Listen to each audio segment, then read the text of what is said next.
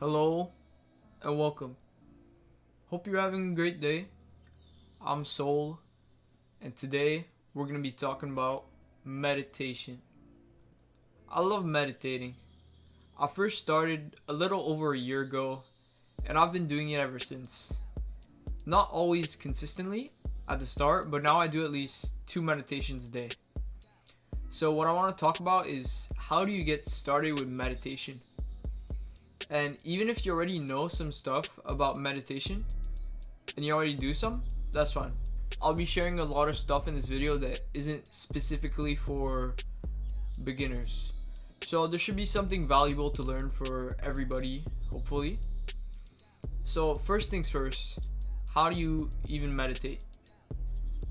This is what I recommend if you're a complete beginner and you want to just try this out a couple times. So you can start with a kind of a free meditation where you keep it simple and just start with the basics. The simple things you try to follow for this meditation are you sit cross-legged, or if that's not comfortable, just go with whatever feels best. You can lie down if that's what's more comfortable for you. Then if you're sitting down, you can place your hands on your thighs facing upwards. And you do your best to keep your back straight, and then all you gotta do is relax and you keep your attention on your breathing. Most people think you have to try to think of nothing when you meditate, but just let your thoughts flow naturally. And if you're focused on your breath, you probably won't be worrying about your thoughts, so it won't be a problem. That's like a basic form of meditation you can try. See how you like it. What you can also do if you prefer, because I know some people like to put on headphones and have relaxing music playing when they're meditating, so that's cool too. So if you want to do that, I recommend listening to music in 432 hertz. There's also other frequencies that have a positive effect on you. If you want to look into it, they're called the solfeggio frequencies. I think that's how you say it. I'll like put it on screen or something. So 432 hertz is the most common one. It's the frequency of the universe. So you can keep it simple if you want and just go with that one. So when I would do this, I'd just go on YouTube and look up 432 hertz meditation music. You pick one that looks good and you just leave it on during your meditation. Now, if you want to try a guided meditation, I have one I like. It's called the Isha Kriya by Sadhguru. It's about 15 minutes and this is like a great meditation.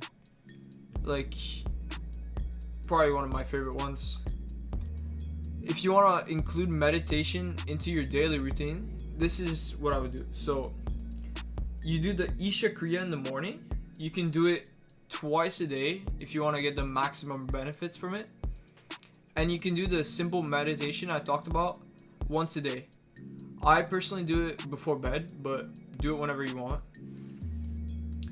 I don't do the Isha Kriya anymore though, because I got initiated into a more advanced meditation by Sadhguru also. It's called Shambhavi Muha Mudra. I do that one twice a day, and it's pretty damn awesome. He has a program called Inner Engineering I did back in October.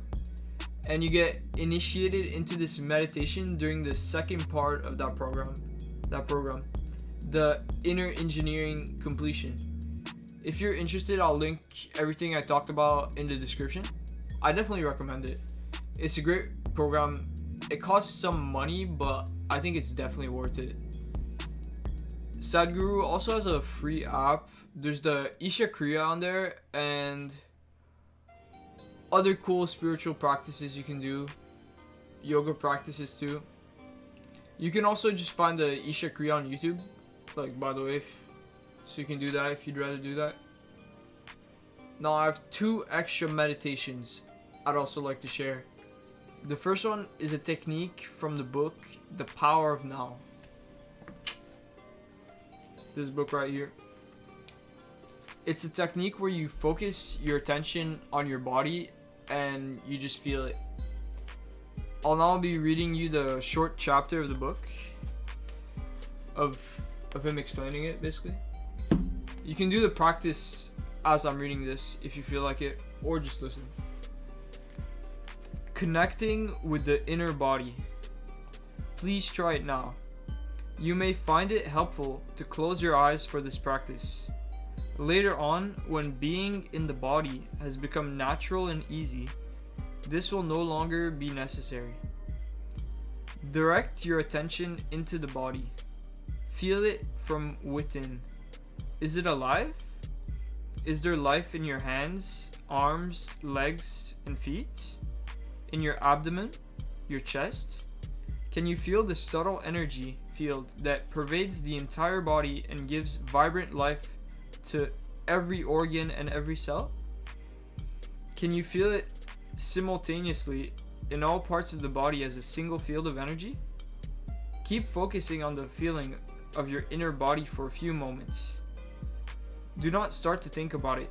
Feel it. The more attention you give it, the clearer and stronger this feeling will become. It will feel as if every cell is becoming more alive. And if you have a strong visual sense, you may get an image of your body becoming luminous. Although such an image can help you temporarily, pay more attention to the feeling than to any image that may arise. An image, no matter how beautiful or powerful, is already defined in form, so there is less scope for penetrating more deeply.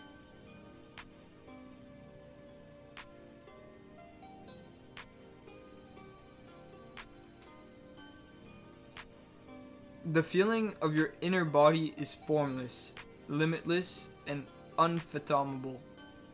I don't know if that's how you say that. You can always go into it more deeply. If you cannot feel very much at this stage, pay attention to whatever you can feel. Perhaps there's just a slight tingling in your hands or feet. That's good enough for the moment. Just focus on the feeling. Your body is coming alive. Later, we will practice some more. Please open your eyes now, but keep some attention in the inner energy field of the body even as you look around the room. The inner body lies at the threshold between your form identity and your essence identity, your true nature. Never lose touch with it. So that's that. Pretty cool. That's the first bonus meditation. I should actually do that more often. I like it a lot. Just feeling the body.